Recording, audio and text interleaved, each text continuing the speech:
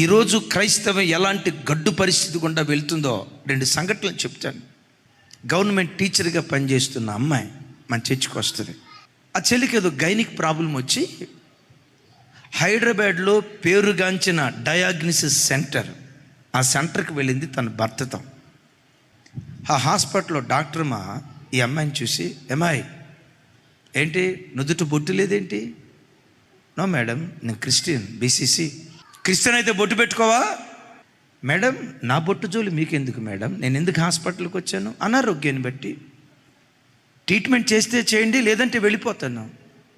వాస్తవంగా దానికి ట్రీట్మెంట్ ఇచ్చేటప్పుడు మత్తు ఇంజెక్షన్ ఇస్తారట.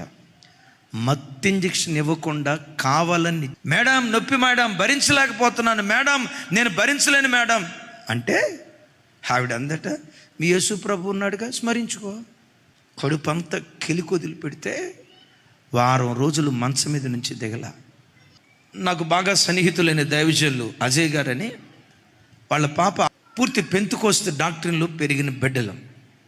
తల్లి కడుపులో నుంచి వచ్చేటప్పుడు ఎలా ఉన్నారో ఒంటి మీద ఏ ఆభరణం ఉండదు. చివరికి చెవులు కూడా పిల్లలు కుట్టించాల. ఆ కాలేజీ ప్రొఫెసర్ ఈ అమ్మాయిని చూసి, ఏమట్లా బోడి ముఖంతో వస్తున్నావు, నోటు బొడి పెట్టుకోవా, ఏం బోడి ముఖంతో వస్తున్నావు, మెళ్ళ కనీసం బంగారు గోలు చేసుకోవా, ఏం చెవులు కనీసం ఏంటిదే?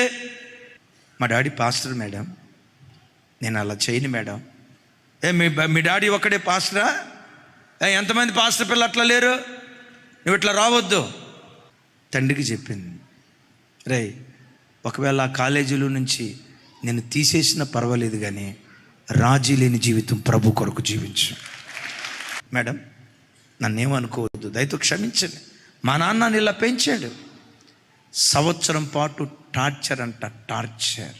ఆ పీజీ కాలేజీలో ఆ అమ్మాయి ఈ అబ్బాయితో, ఈ అబ్బాయి ఆ అమ్మాయితో ఇలా సరసాలాడుతూ ఉంటే వాళ్ళందరి మధ్యలో బలురక్కసి చెట్ల మధ్య వల్లి పద్మం ఉన్నట్లు ఈ అమ్మాయి తన పవిత్రతను కాపాడుకుంటూ క్రీస్తుకు సాక్షిగా బ్రతికిందట.